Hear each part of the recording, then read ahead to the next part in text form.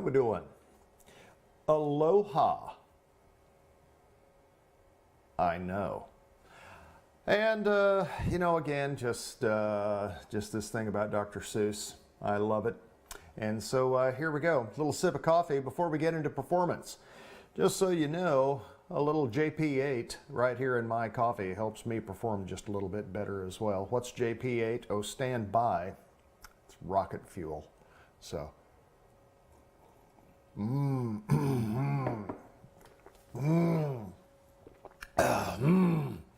good stuff. Did you guys do the reading? Of course you did. Well done, lads. All right, let's see how well you did. Let's take a peek here. Aircraft performance. What is it that we're really talking about with aircraft performance? Well, if you look here at the illustration here at the beginning of this text, you can see here's an airport, here's some water, here looks like perhaps some terrain around there as well. These are going to be areas where certainly you would like to see your airplane performing at its tippy top. So what is it that makes up performance as you guys have looked at this? Do you remember early on in the year when I said it's all about the molecule? That is correct. And it truly can be boiled down to molecular issues. That's really what we're talking about. Where is it that we actually fly an airplane? In the air, correct? Well, the air has different properties to it, especially with pressures and temperatures, and we have to think about those differences molecularly as we think about flogging that little airplane around our nation's airways. So that's the big thing that we have to think about. Are there certain things that will give us some form of detrimental performance? Are there certain things that can help us?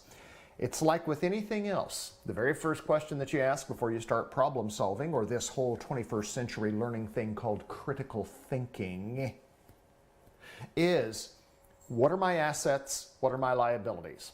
What are the things that I can use? What are the things that are working for me that I can use against these things that may be working against me? Assets and liabilities, what are they? So you have to kind of take that inventory to find out how things are going to work out for you. It doesn't matter if you're flying an airplane, it doesn't matter if you're planning a hike, or you're starting a new business. Those are the things that you have to think about.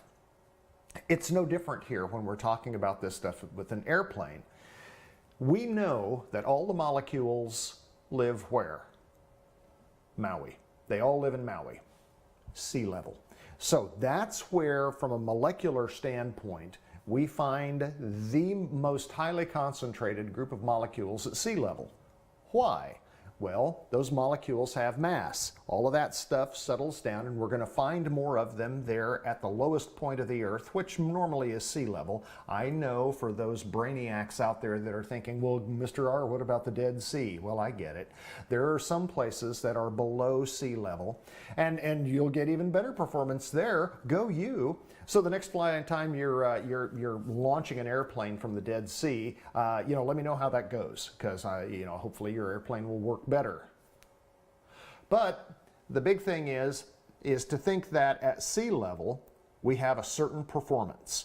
When you looked at the chapter that had to do with all of the guides, all of the airplane manuals that you guys look for, and you look at the performance, which in the Diamond AFM, I believe it's chapter 5, you'll look at all of these numbers, and all of these numbers were gleaned at sea level, because that's really the only place where we can actually start a measure where you can compare things from a performance standpoint. Because it's like, if you brought aircraft testing to Aspen, it might be kind of tough, because here you have high altitude, here you also have variations in temperatures and pressures and stuff, and so it's kind of a moving field there versus something that might be a bit more stable with regard to sea level. So that's kind of where they do all of these tests. And so we think about this, and we think about 14.7 pounds per square inch of pressure in a normal circumstance that we have based on the atmosphere. I mean, that's the effect of the molecules. And we also know that with our altitude, as it increases, what happens to those molecules? Well, they spread out. So now we still have the same molecules. Do you remember what they are? Air molecules. What are they? What's our percentage? 78% nitrogen, 21% oxygen, 0.9% argon, 0.1% everything else, right? You guys got that? Okay. We also know that at sea level, we also set a bar with regard to pressure. At sea level on a standard day, which means a temperature of 59 degrees Fahrenheit or 15 degrees Celsius, is that we're going to have 29.92 inches of mercury, and that you can look in the book and to see how that they determined, you know, where this comes from, these either the Torricelli tubes or the vats of mercury or all this stuff. You can Google that. Or an equivalent of a millibar standpoint or hectopascals of 1013.2 is going to be then the equivalent there with a sea level pressure, more of an international standard, versus the 29.92 inches of mercury that we use here in good old America. Okay, so that's what we use there. As our altitude increases, what happens? Molecules expand, right? The percentage stays about the same, but the molecules expand. They get further and farther between.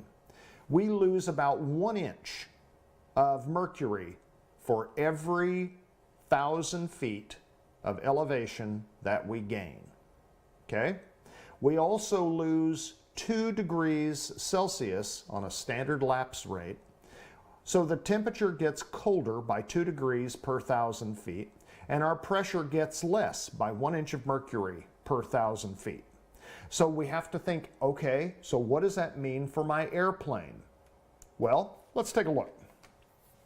So when we look here at this and we talk about how they get this performance data, we of course have to understand the structure of our atmosphere. You guys have read this. We've looked at all of this. Atmospheric pressure. We look at this. Here is where you look at this guide here at 11.1, which is standard sea level pressure. This is going to be the standard. Okay, this is something that you need to memorize. So we think about this, and I was hearing this weird noise here just a second ago, and I just realized here I'm getting some call from Belchertown, Massachusetts. I think I'll let that one go. So when the air becomes less dense, what happens? First of all, power is going to be reduced because the engine will only be able to take in less air because there are fewer molecules there. Now again, this part here, we're talking about something that happens because of the fact that we're talking about a normally aspirated engine. Now, if you have a turbocharger, which a turbocharger is that thing that you can bolt onto an engine that will reach out there and it'll suck in more air, suck in more oxygen molecules within the air, which specifically is what we need, and create sea level type performance up to a certain altitude, somewhere between 16 and 17,000 feet. And then even with a turbocharger beyond that, we start to lose performance because now the turbocharger is going to be minimized because now, again, as the air becomes even thinner, then the turbocharger becomes less effective. So, standard here is that we do lose power. Also, we're going to lose our propeller efficiency because that propeller can't dig into those molecules the way that it can at sea level. Remember the thing that we talk about. If you have like you're screwing something into the wall and you're screwing a screw into drywall, well, it's more dense. And every time you turn that screwdriver, that screw turns and you can dig into the wall based on the spiral that they have of the threads that much deeper into the wall with every turn. So every turn is extremely efficient. Well, if you take that same drywall screw and you try to screw that into cotton candy, well, now what do you have? Well, now it's like, well, it's just all floppy, it's just all there, it's not as efficient. And so that's the same type of thing that happens with the air. More dense air, you have more propeller efficiency. When the air is less dense, the propeller is not as efficient. So you lose some power because of the lack of efficiency of the propeller. But then the other thing that happens is that we also lose some lift. Because now, when we look at this, we have fewer molecules to exert any kind of a force, whether it's a pressure differential above or below, anything like that on the wings of the airplane to provide the lift, because now those molecules are further and farther between, as we talk about. So again, it just stands to reason that the higher you go, the more performance potentially that you're going to lose on this airplane. Now, I get it. There are some airplanes that operate far more efficiently the higher that you go, etc. But then again, they're designed to do that. So in just general terms, you need to understand that those 3 bullet points are going to be your keys. This, we talked about that before. You can look at this here as well. Now, the properties of standard atmosphere is, as we look at this, as I showed you guys before, we looked here at what is it like in Aspen. Well, there it is. That's kind of your standard day in Aspen, which is a sea level equivalent of what it would have to be like in Aspen for that to be the same type of performance at 8,000 feet as you would get at sea level. That's what has to happen. Now, we also know that that's just not very likely, and it's one of the reasons why that whenever we're operating in mountain airports, we have to be very cautious. So there's that. Here's something. Okay, so when you're taking your notes, and you are taking notes, right? You know that every time that we get to a category, anything that shows up in red, you're starting with that. You're writing that down. Pressure, altitude. Anything that shows up there is going to be pretty important.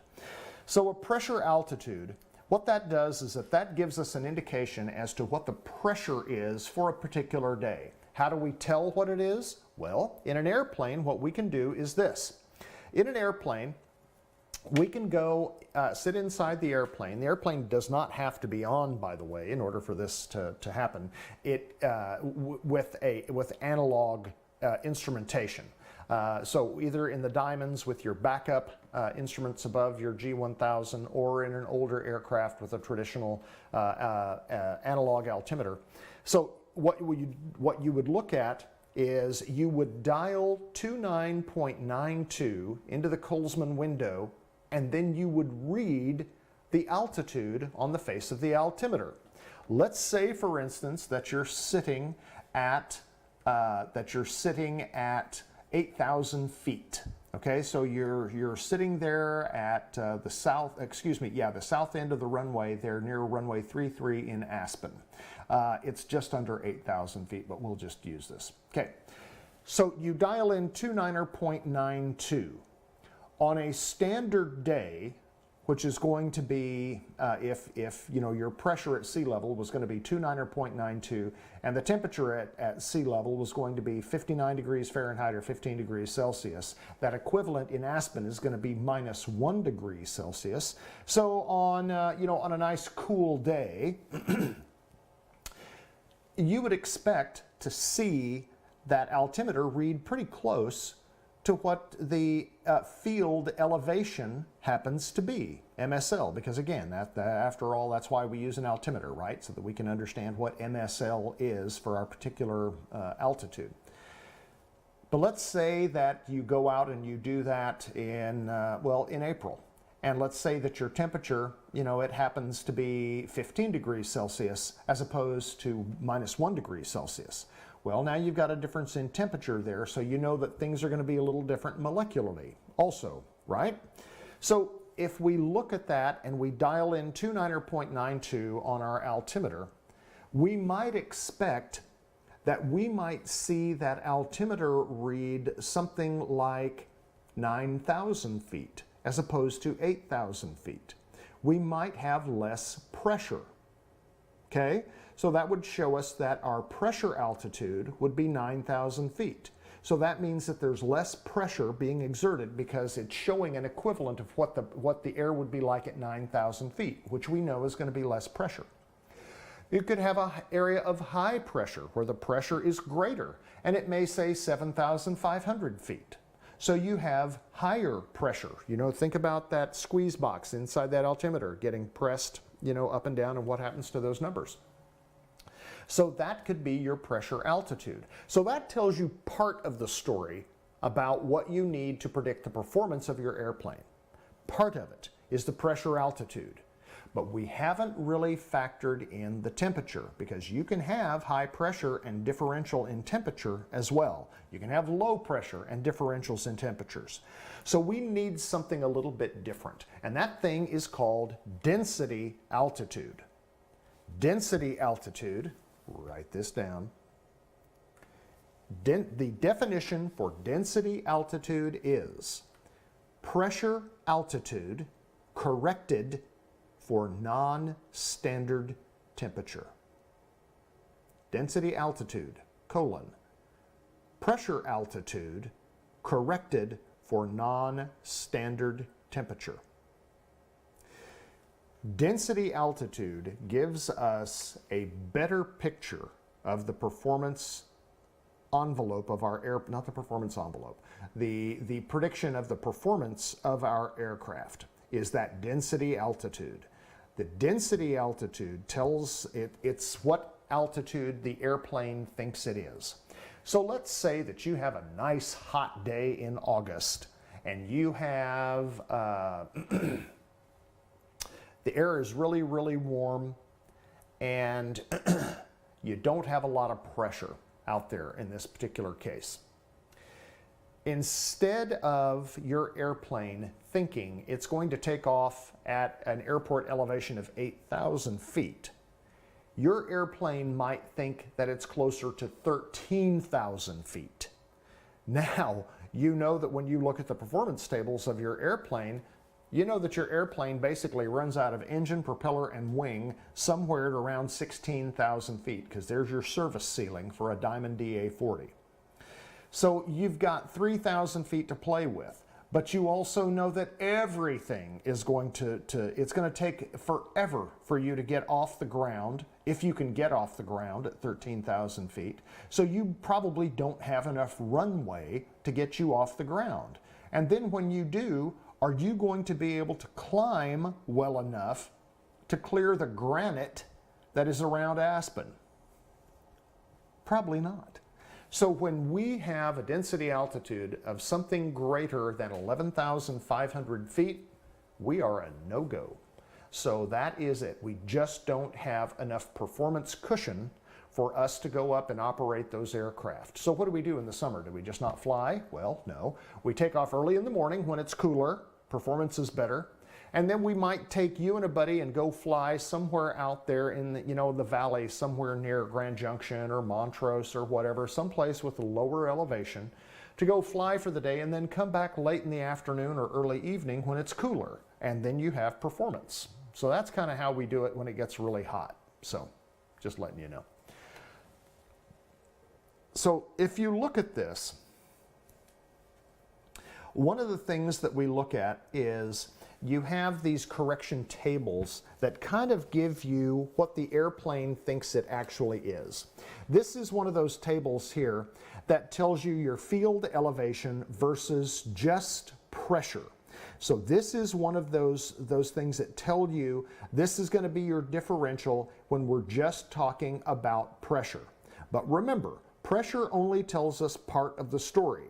We need to know the density altitude. So when we look at this, here's kind of how you can use one of these density altitude charts. Here's what you do. Let me find my pen. So, and let me use green, something that's a little bit different there. All right, so what is the temperature out there? Let's say that the temperature is going to be, I don't know, 59 degrees Fahrenheit, or 59 degrees Fahrenheit, or it's going to be 15 degrees Celsius. That's where that little green mark is right there. I'm going to try to make that a little bigger so you guys can see that a little bit. Let's see if I can do that. There we go. Okay? Now, this slanted line right here, that's giving you what? That slanted line is going to be giving you your pressure altitude. So now that you know what your pressure altitude is, because you just checked it on your altimeter, and you know your outside temperature, let's see if we can figure out what our density altitude is. So let's say that it's 15 degrees Celsius or 60 degrees Fahrenheit, and let's say that we have a pressure altitude of 8,000 feet. And let's look and see where we are here. So if we take this and we come straight up here to 8,000, it's showing that there our density altitude with that pressure altitude of 8,000 feet will give us a density altitude of approximately 9,600 feet. So instead of the airport feeling to your airplane like it's 8,000 feet, now you've lost 1,600 feet of performance, is basically what it's telling you. It thinks it's closer to 10,000 feet than 8,000 feet. So your performance is going to be degraded. So what does that mean? Going to be a longer takeoff roll, poor climb performance. Those are going to be the two biggies. But what about when you land? Are you going to have to use more runway when you land? Yep. And so you have to think about not just taking off, but at some point you're going to want to put that airplane back down on the ground in some manner that hopefully you'll be able to use the airplane again. So you have to think about landing the airplane too, right? So let's think about this. Let's think about this when it's cold, okay? So if you have, let's say it is closer to -1 degree, because remember what that chart showed us earlier? -1 degree is going to be closer to where we need to be for a standard temperature, right? So -1, let's bring that up the chart here to a pressure altitude of 8,000 feet, and I know I'm drawing something weird. See that? See how now that gives us closer to the performance of the actual field elevation. So that colder air helps us with a pressure altitude of standard of 8,000. So you can kind of see how that works. Let's play with this a little more. So let's say, for instance, that we had a pressure altitude of 7,000 feet and it was cold. Let's say it's 0 degrees Celsius. So here we go. 7,000 feet. There's our line. Come across here. Well, now at 0 degrees Celsius with a pressure altitude of 7,000 feet, meaning that you've got greater air pressure, now it's telling you that the airplane thinks it's about 6,800 feet of elevation versus 8,000 feet. Well, go us. Now your airplane is going to perform better out of Aspen than it normally would have, right? On a cold day with greater pressure. But let's see what it is with less pressure. So if we looked over here and said that we had, instead of 7,000 feet, we had a 9,000 feet of pressure, meaning less pressure, bring that up. Now, all of a sudden, even though it's cold, your airplane thinks it's at 9,200 feet. See how this is working? Now let's look at this. You're thinking, okay, wow, winter time. Man, that's tough. That's a tough time to fly. I'm busy. I'm skiing. I'm, whatever. And wintertime, by the way, is the best time to fly. Just saying. Now all of a sudden it's summer. School's out. I got all kinds of time. I'm going to fly. Okay, that's great. We love it when you fly. Now what? It's warmer, right? So what kind of performance can we expect out of that airplane? Let's take a look. Let's say, for instance, that it is a nice, warm, 85-degree day in Aspen. So let's say it's about 30 degrees Celsius. And let's say that you had a pressure altitude, which you had kind of a low pressure thing, of let's say that your pressure altitude was 9,000 feet.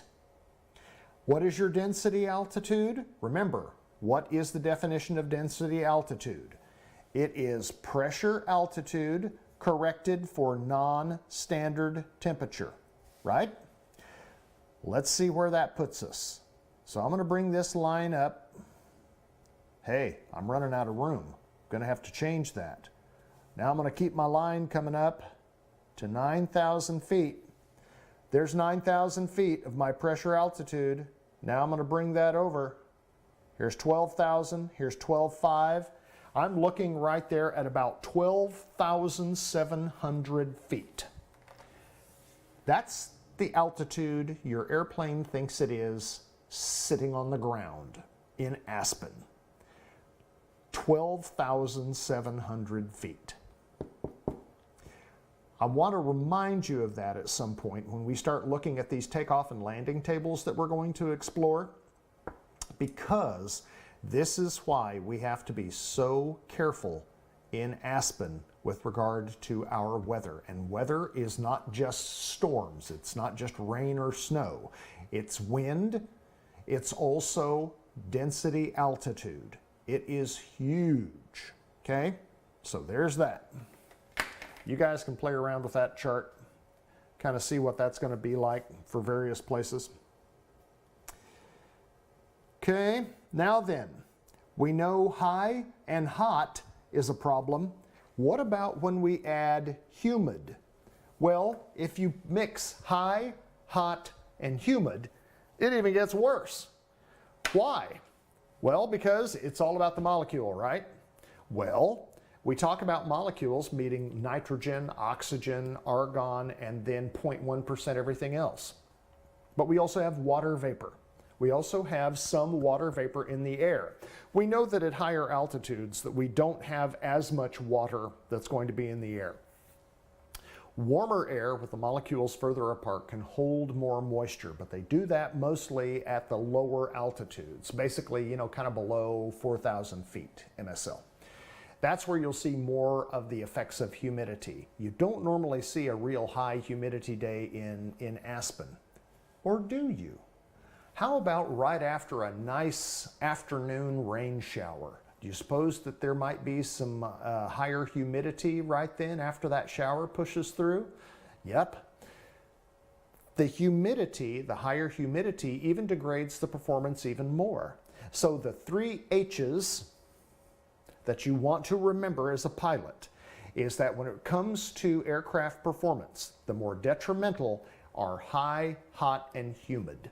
Those things are tough.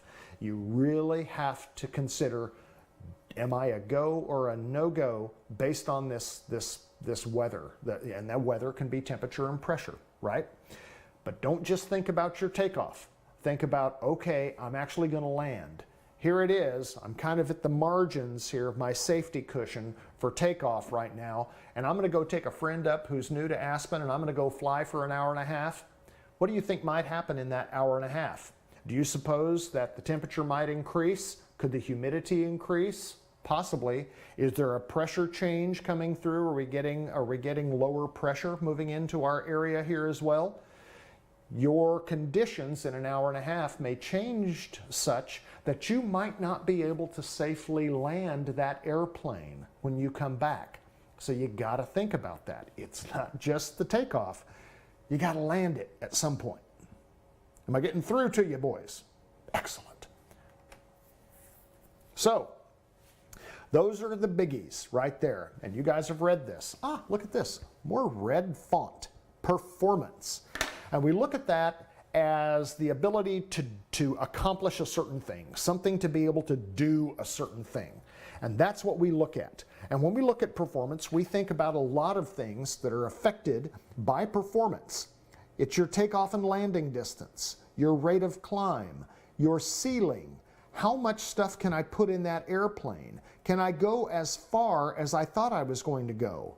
What's my speed going to be like? Can I make the maneuvers that I normally make in this airplane? How stable is it going to be, and how much fuel am I going to have? Starting to see what we're talking about here with regard to performance? Yep. So these are the things that we have to think about. And you've read here is that when you look at straight and level flight, just what all of that means. In good conditions, we know that we're battling drag, right? So let's look and see what this whole thing means here. So when we look at this, we know from performance that the chapters that we covered earlier, that we have a couple of things working against us. So remember that whole thing about assets and liabilities? What's working for us? What's working against us? Well, drag can be working against us. So we look at parasite drag, and with parasite drag, we know that as our speed increases, we know that the parasite drag increases. So the faster we go, the more those molecules are trying to drag us down. Okay? So as speed increases, parasite drag increases. But we have this other thing called induced drag. Remember that induced drag is induced by the pilot. That's a way to think about it. Because we know that at the lower speeds here, when the speeds are going to be lower, we know that we have a higher angle of attack, so our AOA is going to be higher as we try to take off. And as our airplane gets faster, our airplane gets flatter.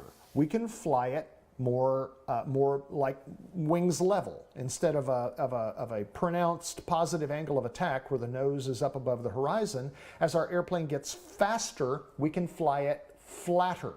Well, as we fly that airplane flatter, that induced drag decreases, right? So the way that we can use these charts is not just to illustrate the effects of drag, but it can also show us something. I want you to look here. Here is where, I'll try to do this here with my little magic lines. Here's your parasite drag, comes up through there. Here is your induced drag. Now I want you to look right here. Look right there where those two lines intersect. What does that tell you? Anders, Elijah, Zane, Joseph, Solomon, Gabe. What does that tell you? You with me, boys? Where is our drag the least? Where do we have the least drag? And when I say where, I'm talking about what airspeed gives us the least amount of drag on this airplane. So if we think about this as being like, here's 0 and here is, I don't know, 140. I'm just making up numbers here, airspeed numbers. Let's say that this number right there is 73 knots, somewhere along our little speed tape that we have there. Where we have what we refer to kind of as our LD max. And we look at where the drag is the least on that airplane.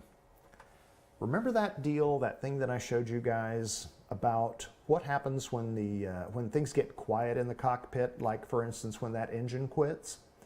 Now you have to do what? Glide, right? You have to glide.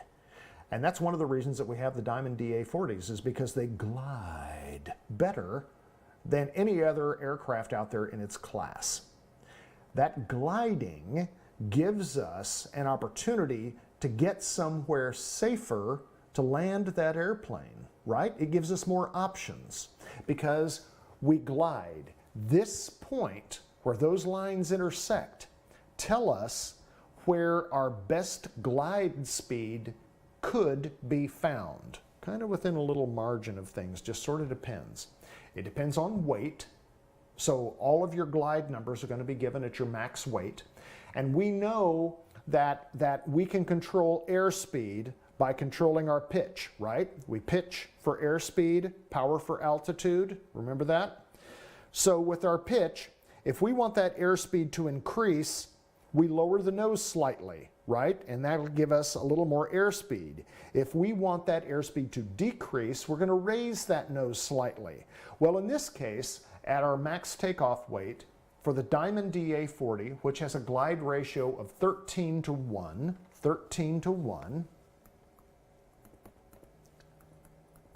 stand by, I'm going to scribble here. What that tells us is that a glide ratio of 13 to 1 means that for every 13 feet, well, here, let me start with this side. For every 1 feet of altitude that we lose, let me do this different. I'm gonna hang on. Humana. Oh God, I don't want that one. I want this one. Try this again. This worked in rehearsals. So, for every 1 feet of altitude that we lose, we can go forward 13 feet. So let's extrapolate that number out. So what that means here is that for every, for every 1,000 feet of altitude that we are going to lose, we can go forward 13,000 feet. How many feet are there in a nautical mile? 6,000 feet. So what this tells us is that for every 1,000 feet of altitude that I have available to use, I can go forward in no wind. Again, this is in a no wind scenario. I can go forward just over 2 miles. Now, if you're 10,000 feet above the ground, 10,000 feet AGL, that means that you have a glide radius of what? Do the math. Go ahead. 20 miles. You can glide over 20 miles. That gives you some options. And what that means is that instead of landing the airplane in a field or on a sparsely traveled road somewhere, you can probably land that airplane at an airport. Go you. So that's what that means. So altitude can be our friend. We can always exchange altitude for airspeed, provided we have enough altitude to work with. When I'm flying through the mountains and I'm flying through some place that's kind of what we refer to as hostile terrain, I want to get as high as I practically can, because that gives me options.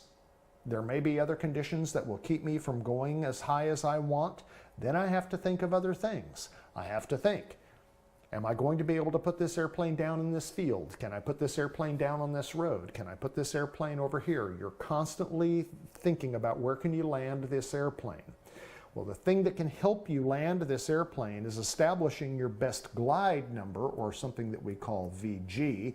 And that VG can be found, in most cases, somewhere near that intersection of your parasitic and your induced drag, okay? So that's kind of what that all means. This is probably something, gentlemen, that you're gonna need to perhaps, watch these videos more. And I say that because,